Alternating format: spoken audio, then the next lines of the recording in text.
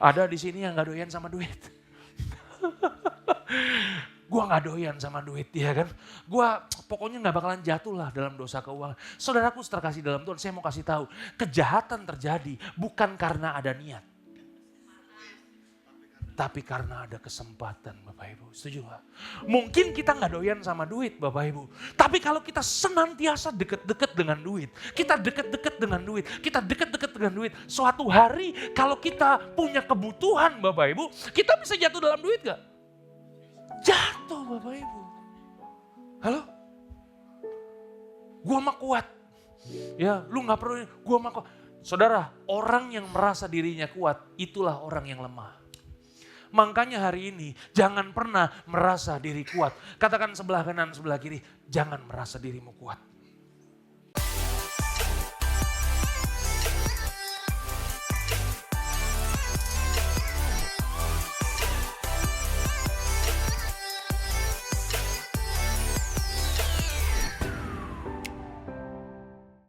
Shalom semua, bagaimana kabarnya semua? Saya berharap semua dalam keadaan baik, semua dalam keadaan sehat, semua dalam keadaan sentosa. Amin.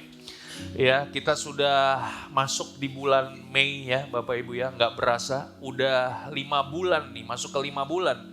Ya, kita jadi gereja Bapak Ibu ya. Bulan depan udah setengah tahun ya. Sejujurnya ya Bapak Ibu ya, nggak tahu nih gereja ini kapan ulang tahunnya. Ya, karena saya nggak pernah mikirin ulang tahunnya kapan ya.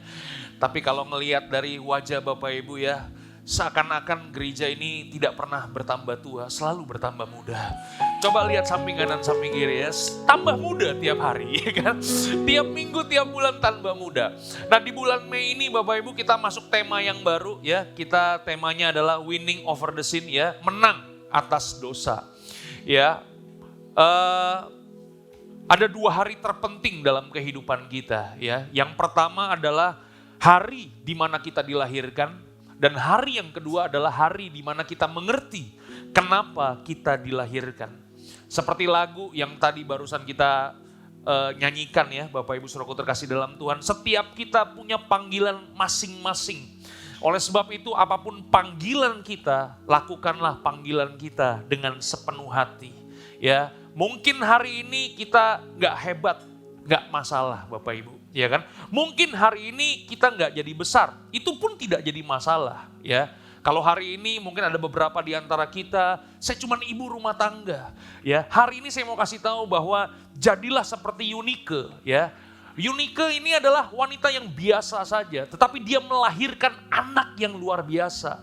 Dia membesarkan Timotius. Ya, jadi dari ibu rumah tangga biasa lahir seorang rasul yang hebat yang bernama Timotius. Mungkin ada beberapa di antara kita yang berkata, saya cuman nenek-nenek, saya cuman oma-oma. Hari ini jadilah seperti Louis. Louis itu adalah neneknya Timotius. Justru dari Louis inilah Bapak Ibu ya, Timotius punya iman yang sangat kuat. Diwariskan dari siapa?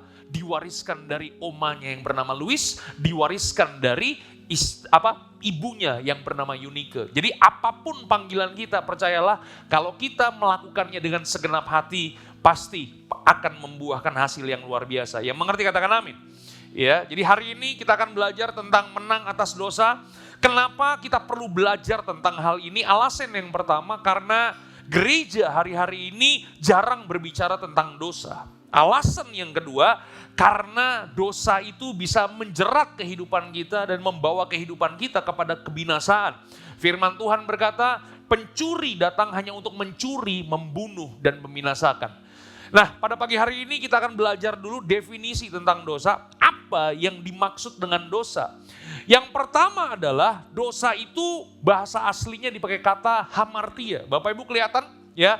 Hamartia artinya seperti anak panah yang melesat, ya, meleset dari sasaran, atau bisa diartikan keluar dari jalur atau keluar dari tujuan utama. Jadi ketika kehidupan kita keluar dari jalan Tuhan atau meleset dari targetnya Tuhan, nah itulah yang disebut dengan dosa. Oleh sebab itu pastikan kehidupan kita ada di jalan Tuhan, ada di jalur Tuhan. Yang mengerti katakan amin. Ya. Yang kedua, arti dari dosa itu adalah pelanggaran atau pemberontakan. Tuhan memberikan hukum kepada umatnya supaya manusia hidup sesuai dengan aturannya. Ya. Nah, pelanggaran atas aturannya itulah yang membuat manusia memberontak kepada Tuhan. Oke? Itu arti yang kedua. Arti yang ketiga daripada dosa itu adalah bicara masalah kejijikan. Dosa itu bagaikan kejijikan di hadapan Tuhan. Karena Tuhan kita itu adalah Tuhan yang kudus. Katakan sama-sama kudus. Itu sebabnya firman Tuhan berkata bahwa tanpa kekudusan kita tidak akan pernah melihat Allah. Oke? Seberapa banyak di tempat ini yang pernah ngalami pusing-pusing, masuk angin, terus muntah. Pernah ngalami muntah?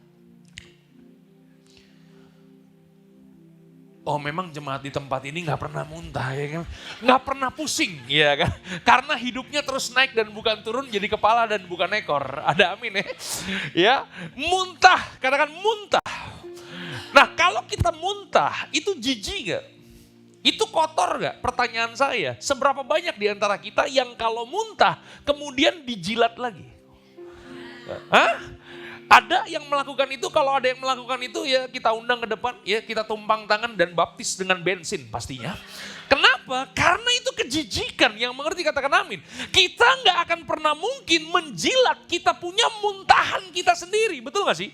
Nah, dosa itu sama dengan kejijikan di hadapan Tuhan.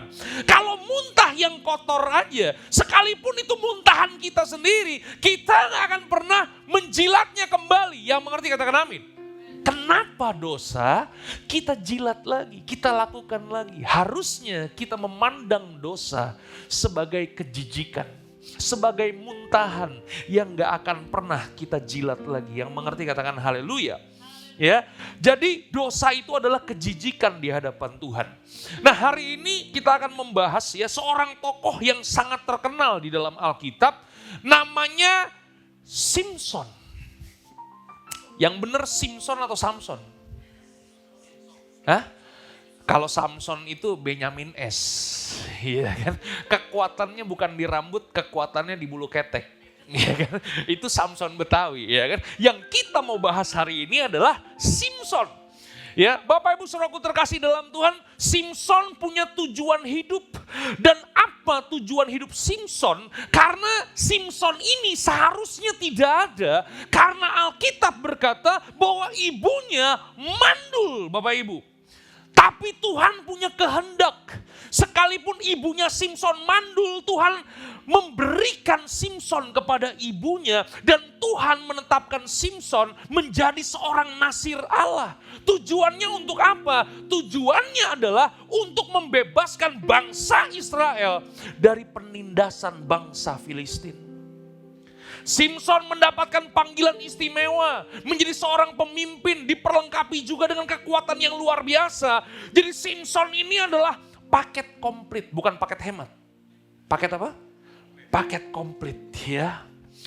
Bapak Ibu Saudaraku terkasih dalam Tuhan, kalau kita pernah nonton sebuah film ya, film Spider-Man Bapak Ibu, ada sebuah kalimat yang bagus dari film Spider-Man, with the great power come the great responsibility.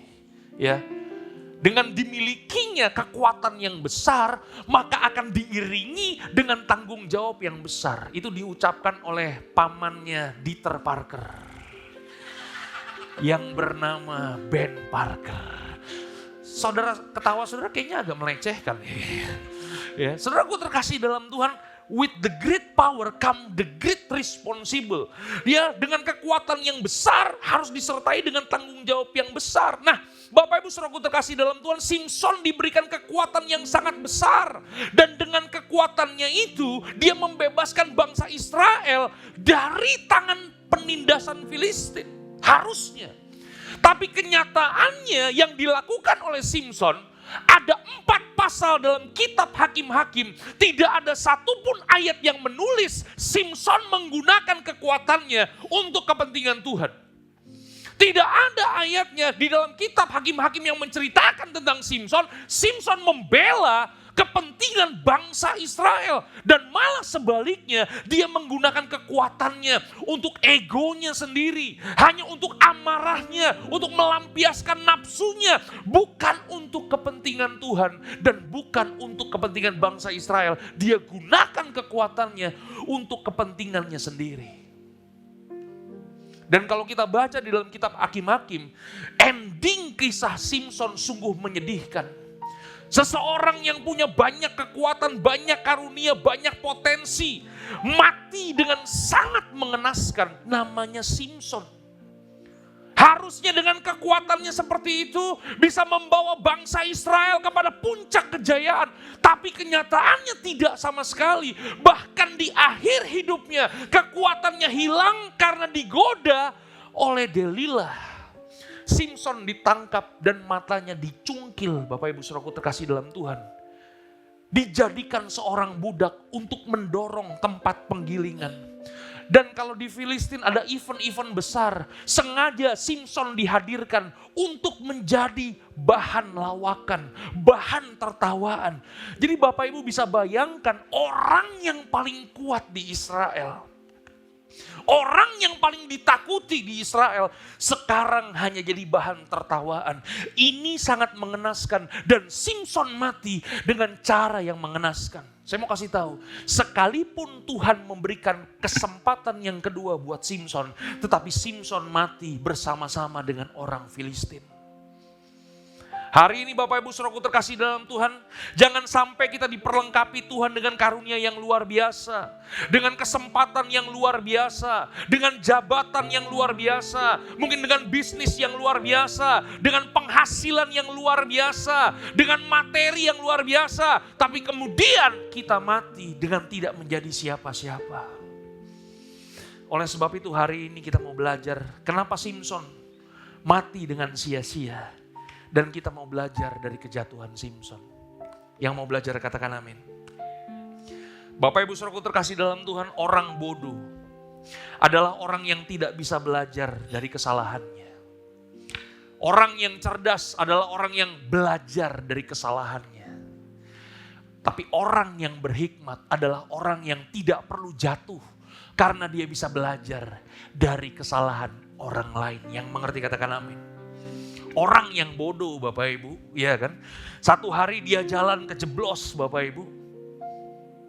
Besok-besok dia jatuh lagi, dia kejeblos lagi di lubang yang sama. Itu namanya orang bodoh. Orang yang cerdas, dia jalan, dia kejeblos. Besok dia jalan lagi di jalan itu, dia akan menghindari lubang supaya gak kejeblos. Tapi orang yang berhikmat, dia nggak perlu kejeblos dulu. Dia lihat banyak orang kejeblos di situ. Dia hindari dulu lubangnya.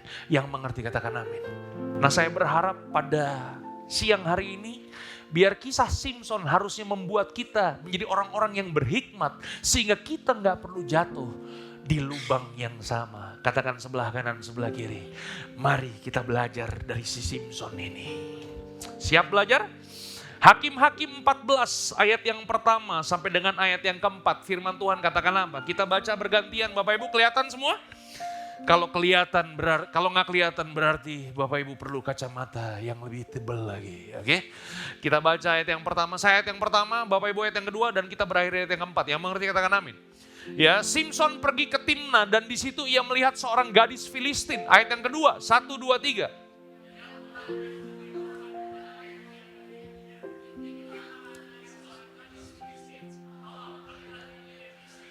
Tetapi ayahnya dan ibunya berkata kepadanya, tidak adakah di antara anak-anak perempuan sanak saudaramu atau di antara seluruh bangsa kita, bangsa Israel, seorang perempuan sehingga engkau pergi mengambil istri dari orang Filistin? Orang-orang yang tidak bersunat itu tetapi jawab Simson kepada ayahnya, apa katanya? Baca, 1, 2, 3. Coba.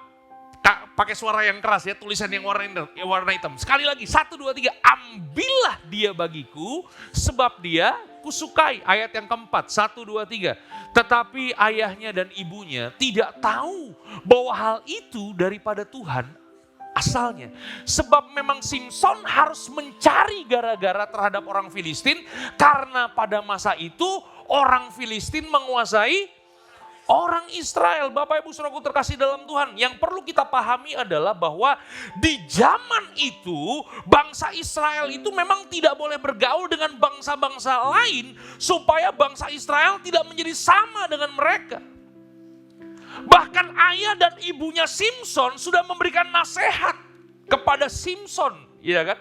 Jangan kamu mengawini orang Filistin. Emang gak ada perempuan lain di negeri kita? Dan masuk di ayat yang keempat Bapak Ibu. Tetapi ayah dan ibunya tidak tahu bahwa hal itu daripada Tuhan asalnya. Sebab memang Simson harus mencari gara-gara terhadap orang Filistin.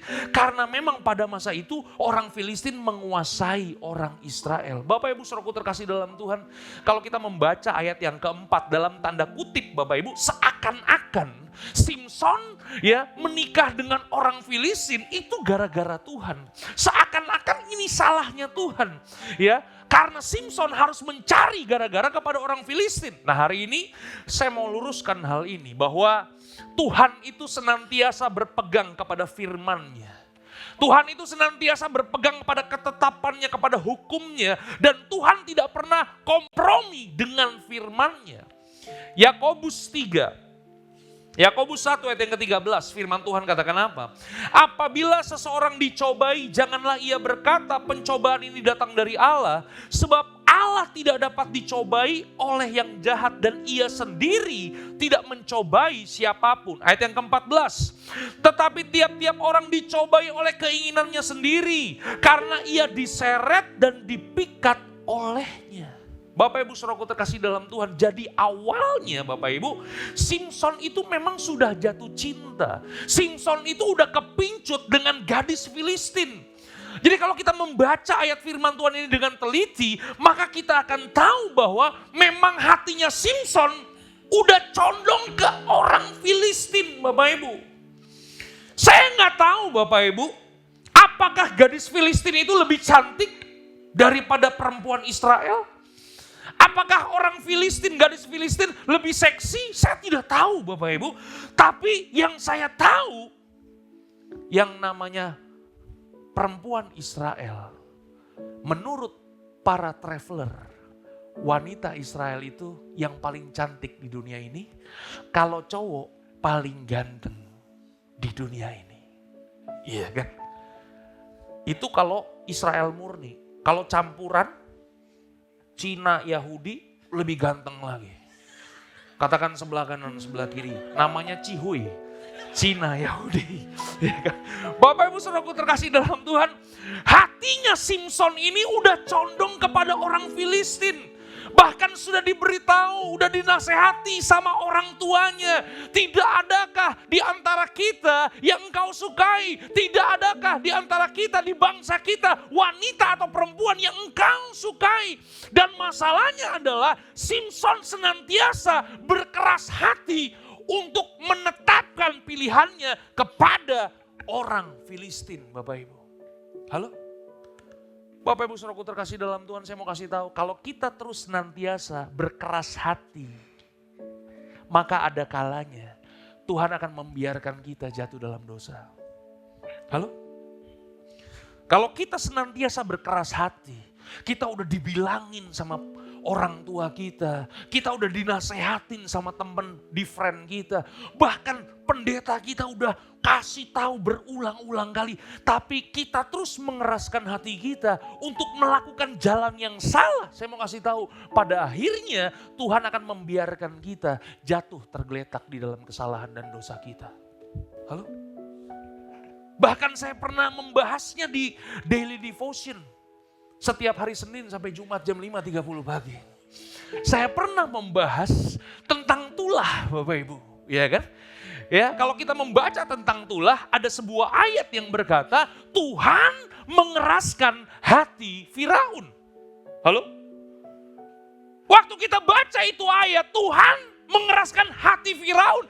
Seolah-olah kan begini kan, bahwa tulah itu terjadi karena Tuhan sendiri yang mengeraskan hati Firaun. Pertanyaannya, apakah Tuhan sengaja mengeraskan hati Firaun? Bukan.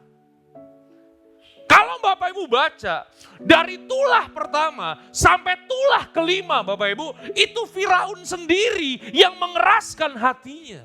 Baru tulah ke-6 sampai selanjutnya, Tuhan yang mengeraskan hati Firaun. Bapak Ibu nangkep yang saya maksud?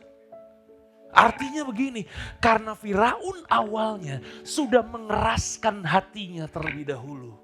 Pada akhirnya Bapak Ibu, Tuhan membiarkan Firaun jatuh dengan kekerasan hatinya. Pada akhirnya anaknya Firaun mati kan. Karena tulah keberapa itu? Tulah ke-9 atau tulah ke-10. Ya baca sendiri di rumah. Yang mengerti katakan haleluya. Jadi karena kekerasan hati Simson, Tuhan membiarkan dia jatuh. Bapak Ibu Saudaraku terkasih dalam Tuhan. Hari ini kita mau belajar kenapa Simson jatuh Bapak Ibu. Ya, alasan yang pertama, kenapa Simson jatuh?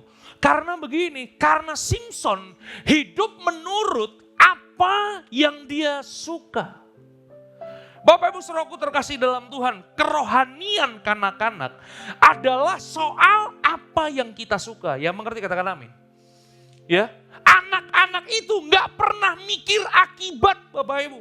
Pernah nggak Bapak Ibu melihat ada anak-anak yang batuk, kemudian dia minta es krim. Kemudian dia mikir, nanti kalau aku makan es krim, batukku bisa tambah berat. Ada yang mikir kayak begitu? Tidak ada Bapak Ibu. Ya jarang saya ngelihat ada anak-anak yang mikir akibat. Betul gak? Seorang anak-anak, sekalipun dia batuk, sekalipun dia masuk Indomaret, dia lihat es krim, dia pasti mau itu es krim. Dia paksa orang tuanya, dia nangis sama orang tuanya. Supaya apa? Apa yang dia suka, dia dapatkan. Itulah kanak-kanak Bapak Ibu. Dan kejatuhan Simson itu berawal dari apa yang dia suka. Oleh sebab itu hari ini Bapak Ibu Saudaraku terkasih dalam Tuhan, berhati-hati dalam hidup ini. Karena hidup ini bukan soal apa yang kita suka. Karena apa yang kita suka belum tentu baik buat kita. Dan di dalam kisah Simson, apa yang Simson suka itulah yang menjadi jerat dalam hidupnya. Yang mengerti katakan amin. Bapak Ibu Saudaraku terkasih dalam Tuhan, kenapa kerohanian kita naik turun? Karena kemungkinan besar kita hanya hidup menuruti apa yang kita suka. Kita hanya menuruti apa yang kita mau. Bapak Ibu pilihannya di antara nonton film Korea dengan baca firman Tuhan. Lebih suka yang mana? Ngaku. Ya, ini rumah Tuhan. Kalau hanya menuruti apa yang kita suka, kita lebih memilih nonton Korea daripada baca firman Tuhan. Yang mengerti katakan haleluya. Karena hanya menuruti apa yang kita suka, kita akan lebih suka memilih main PlayStation di rumah daripada ikut friend. Halo, betul gak? Kalau kita hidup hanya menuruti apa yang kita suka, apa yang kita mau, ya setiap Sabtu jam 7 pagi kita lebih memilih tarik selimut daripada kita buka Zoom kita dan kita berdoa bersama-sama. Halo? Masuk semua iklannya. Sudah banyak belajar dari Dr. Ricky ya Bapak Ibu ya. Digital marketing, kalau ini khotbah marketing Bapak Ibu. Bapak Ibu Saudaraku terkasih dalam Tuhan, kalau kita menuruti apa yang kita suka, kita lebih suka untuk membeli apa yang menjadi hobi kita daripada kita memberi kepada sesama. Yang mengerti katakan amin. Dan apa yang kita suka biasanya itu untuk kebaikan diri kita sendiri Bapak Ibu. Oleh sebab itu hari ini Bapak Ibu, jangan sampai kita hidup hanya untuk diri kita sendiri. Jangan sampai kita hidup dengan apa yang kita suka. Yang mengerti katakan amin. Yang kedua Bapak Ibu, ya kita akan cepat saja Bapak Ibu ya. Hari ini ada 3 poin Bapak Ibu ya. Poin yang kedua, kenapa Simson jatuh? Yang kedua, karena Simson sok kuat. Dan menurut saya Bapak Ibu, kalau Bapak Ibu baca kisah Simson, Hakim-Hakim 13, 14, 15, 16, bisa saya sebut kalau Simson itu adalah bad boy. Asik. Dan biasanya cewek-cewek lebih suka bad boy. Iya kan? Ada amin? Hah? Betul gak? Ya biasanya kan begitu ya. Tapi bukan yang di sini. Kalau yang di sini ya sukanya yang cinta Tuhan. Haleluya. Iya kan? Bapak Ibu saudaraku terkasih dalam Tuhan, kenapa Simson bisa jadi bad boy? Bapak Ibu bisa bayangkan, dia sudah menjadi nasir Allah. Dia sudah menjadi pemimpin Israel. Tapi kalau kita lihat sikapnya, itu bad boy banget. Nih oma-oma di sini ngerti bad boy nggak nih? Saya mesti jelaskan dulu definisi bad boy. Ya, bad boy itu adalah laki-laki yang nggak tahu aturan, yang urakan, yang hidup semau-mau dia sendiri. Nah, itulah bad boy dan itulah Simson, Bapak Ibu. Oke? Bapak Ibu saudaraku terkasih dalam Tuhan, di Israel Bapak Ibu, ya, itu tinggal sama orang asing aja nggak boleh, Bapak Ibu. Ini bukan karena Tuhan diskriminasi, tapi karena Tuhan mengerti kalau bangsa ini bergaul dengan bangsa lain, Bapak Ibu, maka apa yang terjadi? Maka mereka akan keracunan, Bapak Ibu. Mereka akan terpengaruh oleh bangsa lain. Kalau mereka sudah terpengaruh dengan bangsa lain, maka apa yang terjadi? Yang terjadi adalah mereka akan kawin campur. Dan kalau mereka akan kawin campur, maka apa yang terjadi? Mereka akan menyembah Allah asing. Waktu mereka menyembah Allah asing, maka apa yang terjadi? Untuk Tuhan menarik mereka, Tuhan izinkan bangsa Israel ditindas sama bangsa lain. Waktu mereka ditindas sama bangsa lain, mereka teriak minta tolong sama Tuhan. Waktu mereka teriak minta tolong sama Tuhan, Tuhan kirim hakim-hakim untuk menolong mereka. Halo? Bapak Ibu saudaraku terkasih dalam Tuhan. Mereka bergaul dengan bangsa lain aja nggak boleh, Bapak Ibu. Tapi apa yang Simson lakukan? Simson bukan bergaul. Simson mengawini perempuan asing. Bukan cuman bersosialisasi Bapak Ibu. Tapi Simson ini selalu mencari perempuan Filistin. Belum pernah dicatat Bapak Ibu. Simson mencari perempuan Israel. Jadi ini bad boy-nya luar biasa Bapak Ibu. Halo? Alasan kenapa saya sebut Simson sebagai bad boy. Yang kedua adalah di Israel Bapak Ibu, nasir Allah itu tidak boleh mabuk oleh anggur. Nasir itu hidup dikhususkan untuk menjadi perwakilan Tuhan Bapak Ibu.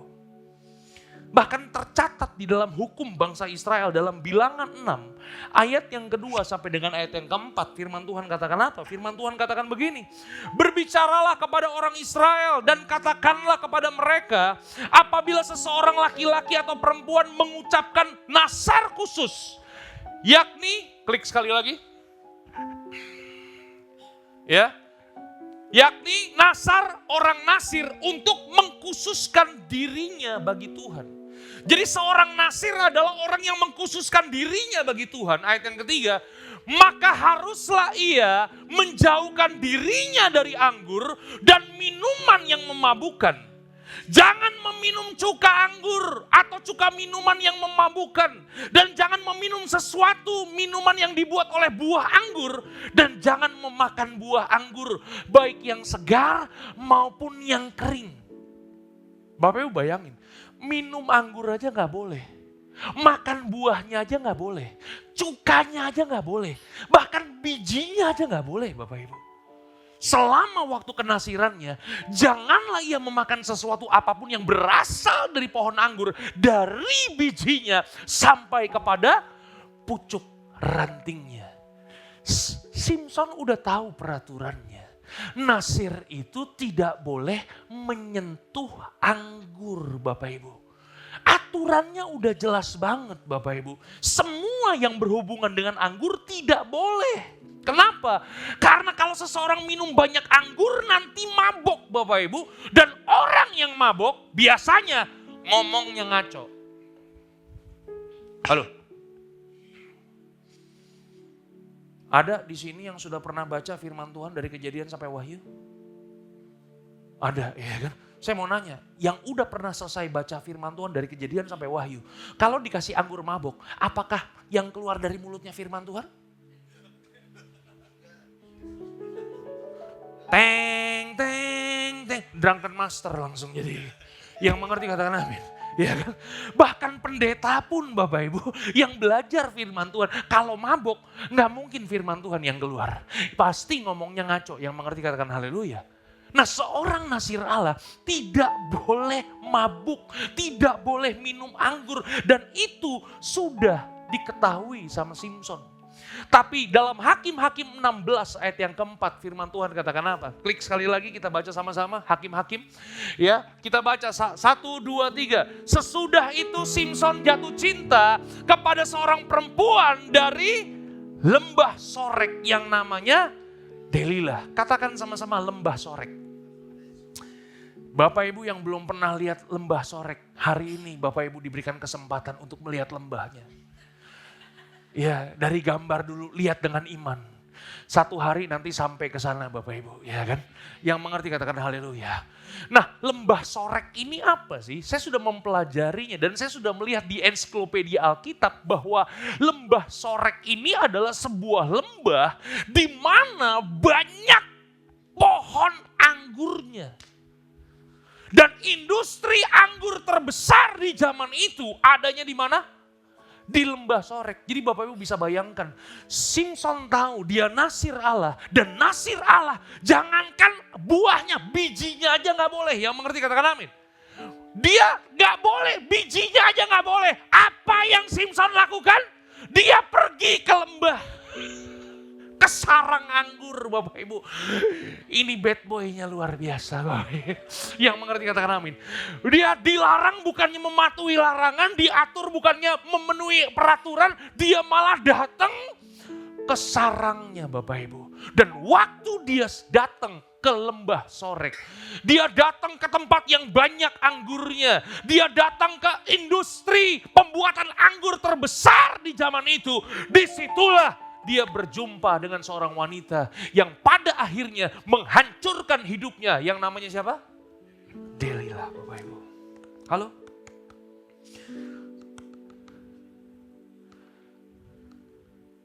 Di sini ada orang yang tahu dilarang, masih dilanggar, bahkan pergi ke sarangnya. Katakan sebelah kanan, sebelah kiri, bad boy. Bad boy.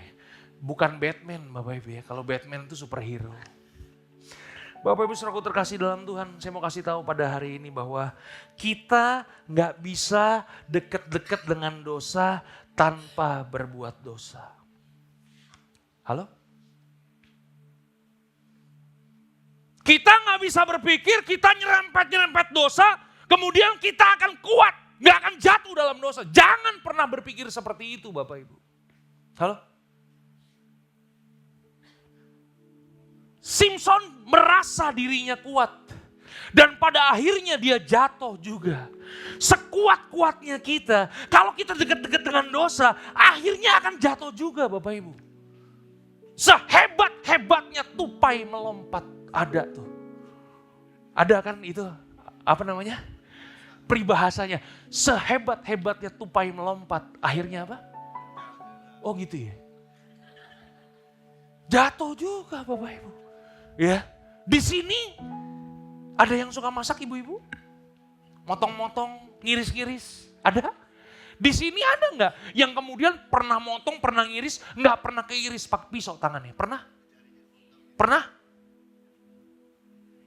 Kalau kita masak ngiris-ngiris, resikonya apa? Kepotong Bapak Ibu. Kita nyerut-nyerut, resikonya apa? Keserut Bapak Ibu. Pintar, udah pada makan semua. Halo, betul gak? Kalau kita main-main dengan api Bapak Ibu, resikonya apa? Resikonya kita akan terbakar. Kalau kita main-main dengan air, resikonya, konsekuensinya kita akan basah Bapak Ibu. Dan kita gak bisa deket-deket dengan dosa dan berharap kita gak jatuh dalam dosa Bapak Ibu. Banyak orang merasa dirinya kuat, dia berpikir, gua gak akan mungkin jatuh Pak. Tenang Pak Dieter, gua gak doyan sama duit. Haleluya. Ada di sini yang gak doyan sama duit. Gua gak doyan sama duit ya kan. Gua pokoknya gak bakalan jatuh lah dalam dosa keuangan. Saudaraku terkasih dalam Tuhan, saya mau kasih tahu. Kejahatan terjadi bukan karena ada niat. Tapi karena ada kesempatan Bapak Ibu. Setuju gak? Mungkin kita gak doyan sama duit Bapak Ibu. Tapi kalau kita senantiasa deket-deket dengan duit. Kita deket-deket dengan duit. Kita deket-deket dengan duit. Suatu hari kalau kita punya kebutuhan Bapak Ibu. Kita bisa jatuh dalam duit gak? Jatuh Bapak Ibu. Halo? Gua mah kuat. Ya, lu gak perlu, gua mah kuat.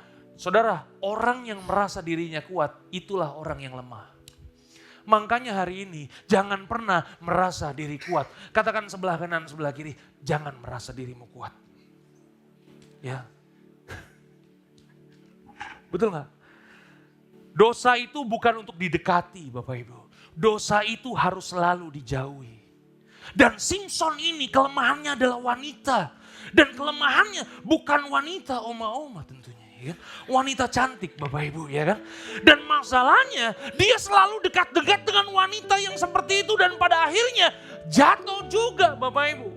Hari ini pertanyaannya, apa kelemahan kita? Setiap orang punya titik lemah dan jangan pernah sombong dan berkata bahwa saya tidak punya titik lemah.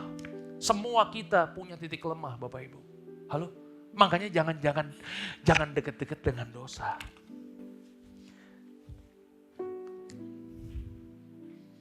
Itu sebabnya kenapa di gereja ini Bapak Ibu, bendaharanya ada 2. Halo? Bapak Ibu pernah lihat di Nikolas ada di bawah ngitungin duit persembahan? Betul gak? Kita serahkan semua ke yang berwajib Bapak Ibu ya. Ya, 2 bendahara gak cukup ya kan? Tambah lagi 2 wakil gembala masuk. Supaya bisa ya mengaudit, supaya bisa ngeliat, betul gak? Itu sebabnya kenapa tiap bulan kita kasih laporan persembahan Bapak Ibu. Supaya apa? Supaya Bapak Ibu mengerti bahwa kita menjaga gereja ini supaya gereja ini gak jatuh dalam duit Bapak Ibu. Coba katakan sebelah kanan, Hah? Betul. Hari ini bukan berita baru Bapak Ibu bahwa gereja itu bisa jadi mesin cuci uang Bapak Ibu. Ada penggelapan uang terjadi. Betul gak? Itu dia Bapak Ibu. Semuanya kita kasih lihat Bapak Ibu. Betul gak? Kenapa bendaharanya 2? Bukannya saya gak percaya sama si Valen sama si Laura Bapak Ibu. Betul gak?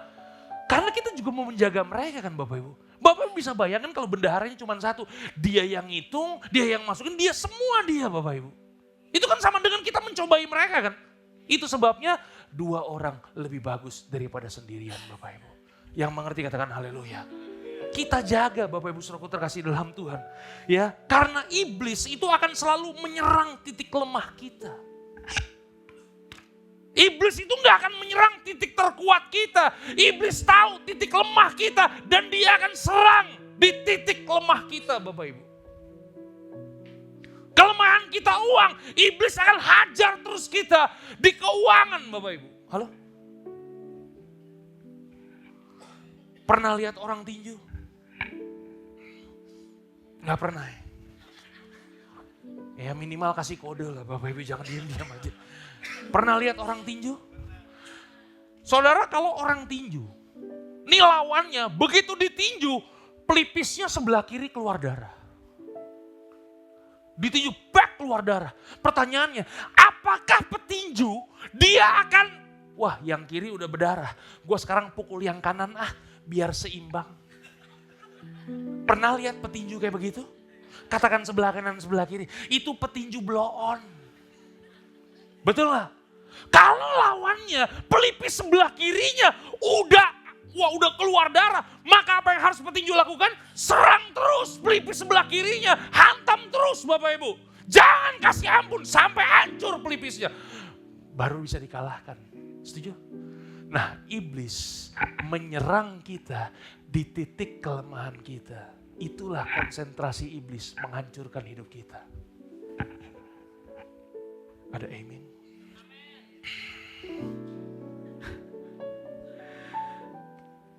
Kalau kita tahu kelemahan kita di wanita, jangan main-main di area itu Bapak Ibu. Kalau kelemahan kita di pornografi, saran saya, jangan pakai smartphone, pakai stupid phone. Yang cuman bisa telepon dan SMS, pakailah handphone itu Bapak Ibu. Jangan main-main dengan pornografi. Kenapa? Karena orang yang kecanduan pornografi itu lebih berat penyembuhannya daripada orang yang kena narkoba Bapak Ibu. Betul gak? Itu sebabnya kenapa di rumah si Ishak ini kan suka pakai laptop Bapak Ibu ya. Nah di rumah dia itu kalau main laptop nggak boleh laptopnya tuh madep ke belakang Bapak Ibu. Dia mesti madep ke depan. Jadi kalau kita masuk kita bisa ngelihat laptopnya itu dia lagi buka apa. Dia lagi main apa. Dia lagi belajar apa. Supaya kita tahu apa yang sedang dia buka. Yang mengerti katakan amin. Nah kalau hari ini Bapak Ibu juga punya anak remaja, kalau dia udah punya kamar sendiri, pastikan komputernya madep pintu. Dan pintu gak boleh ditutup. Supaya kalau kita lewat, kita bisa lihat dia lagi nonton apa. Dia lagi buka apa. Dia lagi ngerjain apa. Yang mengerti katakan amin. Karena kalau anak-anak kita yang remaja ini sudah nonton film pornografi Bapak Ibu, maka lama-kelamaan dia akan kecanduan pornografi. Jangan pernah ngomong begini, Pak Pendeta gak apa-apa, masih kecil dia nonton terus, nanti kalau udah gede juga dia akan bosen. Malah mungkin bosen. Halo? Betul gak?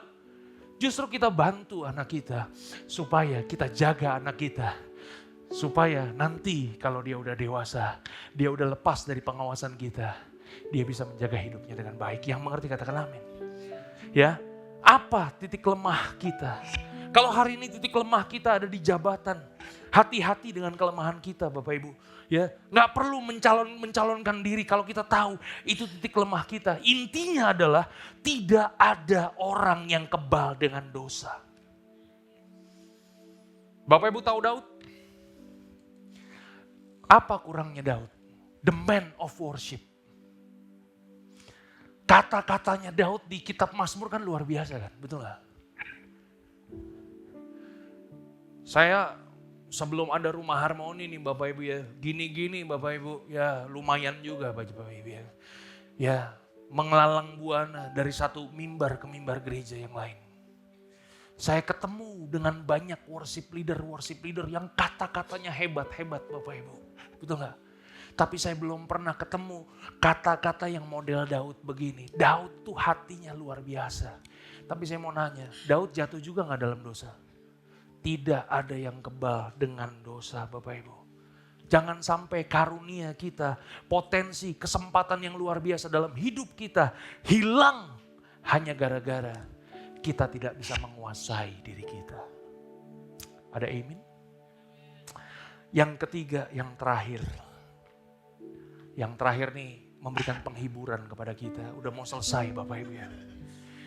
Kenapa Simson jatuh? Yang ketiga, seperti Bapak Ibu lihat, Simson jatuh karena tidak pernah belajar dari kesalahannya. Nah yang terakhir ini kisahnya tentang Delilah Bapak Ibu.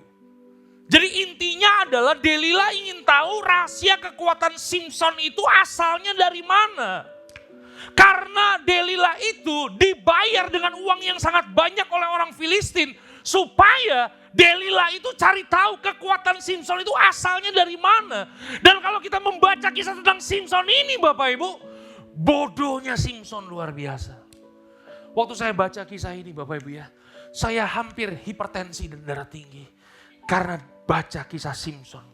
Ya, ketika dirayu oleh Delilah, kamu kekuatannya di mana? Simson asal ngomong doang, kalau diikat dengan tali yang baru, maka kekuatannya akan hilang. Begitu dia ngomong Bapak Ibu, besok pagi dia bangun, kakinya udah terikat, tangannya udah keikat. Pertanyaannya, yang ngasih tahu siapa? Yang bocorin siapa? Delilah kan? Dia bongkar, dengan kekuatannya. Delilah merengek-rengek lagi Bapak Ibu. Lu gak sayang sama gue, lu gak cinta sama gue. Apa rahasianya? Asal ngomong lagi, kalau diikat dengan tali 7 busur, baru kekuatan lu akan lemah. Besoknya dia tidur bangun dalam keadaan udah terikat lagi Bapak Ibu. Mau ditangkap sama orang Filistin. Pertanyaannya, yang ngasih tahu siapa? Delila, Bapak Ibu. Halo? Harusnya kan dia cerdas dong. Udah ditepu 3 kali. Masih jatuh juga dengan tepuannya. Halo? Katakan sebelah kanan, sebelah kiri. Kalau kita ditipu 1 kali aja. Ya. Kalau 2 kali namanya bodoh. Katakan sebelah kanan, sebelah kiri. Di sini cerdas, nggak ada yang bodoh. Karena udah belajar dari Simson. Yang mengerti katakan haleluya. Itu dia Bapak Ibu. Bahkan bukan hanya di dalam kisah Delilah loh Bapak Ibu. Pada istrinya yang pertama. Simson kan istrinya banyak. Delilah ini kan yang terakhir. Ada yang pertama Bapak Ibu. Bahkan di istrinya yang pertama. Dia pernah ngalami kisah dan kejadian yang sama juga Bapak Ibu. Iya kan? Coba kita baca. Ya kan? Hakim-hakim. Coba. Ya. 16 ayat yang ke-16. Baca sama-sama. 1, 2, 3. Lalu setelah perempuan itu berhari-hari. Coba dibaca yang kenceng. 1, 2, 3. Lalu. Katakan sama-sama berhari-hari. Berhari-hari ngapain? Katakan sebelah kanan, sebelah kiri. Pernah melakukan itu enggak? Ayo ngaku. Berhari-hari merengek-rengek kepadanya. Dan terus mendesak dia. Dan dia tidak dapat lagi menahan hati. Sehingga ia mau mati rasanya Bapak Ibu. Simson gak pernah belajar dari kesalahannya. Ayat yang selanjutnya, masih ada 1 ayat lagi nih Bapak Ibu ya. Hakim-hakim 14 ayat yang ke-16 sampai 18. Kita baca sama-sama. 1, 2, 3. Lalu menangislah istri Simson itu sambil memeluk Simson. Wah berat ya. Laki-laki tuh kalau udah dipeluk sama wanita sambil menangis tuh. Apalagi sambil merengek-rengek. Katanya, engkau benci saja kepadaku dan tidak cinta kepadaku. Suatu teka-teki kau katakan kepada orang-orang sebangsaku. Tetapi jawabnya tidak kau beritahukan kepadaku. Jadi singkat cerita begini Bapak Ibu. Simson itu pernah membunuh singa Bapak Ibu. Dan melalui singa yang dia bunuh, dia mengadakan sayembara berupa teka-teki. Yang mengerti katakan amin. Nah kalau teka-teki ini orang Filistin bisa jawab Bapak Ibu. Maka Simson akan memberikan 30 jubah kepada mereka. Waktunya 7 hari Bapak Ibu. Dan selama 3 hari atau 4 hari tidak ada satupun orang Filistin yang bisa menebak teka-teki Simson. Sampai orang Filistin harus mengancam istrinya Simson yang pertama. Kalau dia gak bisa membujuk suaminya untuk jawaban daripada teka-tekinya. Maka istri dan keluarganya akan dibunuh sama orang Filistin. Itu sebabnya istrinya Simson datang kepada Simson sambil memeluk dan menangis. Lu gak cinta sama gue, asik. Lu gak kasih tahu jawabannya. Ayat yang ke-17, saut Simson kepada istrinya. Sedangkan kepada ayahku dan ibuku tidak ku beritahukan. Masa dengan engkau akan ku beritahukan? Tetapi istrinya itu menangis di sampingnya selama 7 hari mereka mengadakan perjamuan itu. Ini berat nih Bapak Ibu ya kalau udah sampai 7 hari. Pada hari yang ke-7 diberitahukannya kepadanya. Karena ia merengek-rengek kepadanya, kemudian perempuan itu memberitahukan jawab teka-teki itu kepada orang-orang Filistin, orang-orang sebangsanya. Lalu pada hari yang ke-7 itu sebelum matahari terbenam, berkatalah orang-orang kota itu kepadanya, apakah yang lebih manis daripada madu? Apakah yang lebih kuat daripada singa? Sahutnya kepada mereka, kalau engkau tidak membajak dengan lembu betinaku, pasti kamu tidak menebak teka-tekiku. Bayangin. Istrinya Simson dikatain sama Simson lembu betina. Karena apa? Merengek-rengek selama 7 hari. Simson punya pengalaman direngek-rengek sama wanita Filistin. Rahasianya Simson pernah terbongkar gara-gara wanita Filistin. Pernah di istri yang pertama, yang mengerti katakan amin. Waktu dia berjumpa dengan Delilah, Simson gak pernah belajar dari kesalahannya di istri yang pertama. Halo?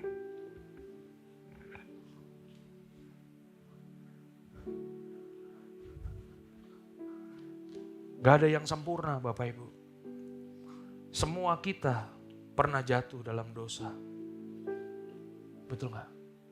Tapi kalau kita udah pernah jatuh dalam dosa, kita pernah jatuh dalam kesalahan, belajar dari kesalahan kita, supaya kita gak jatuh di lubang yang sama di kemudian hari.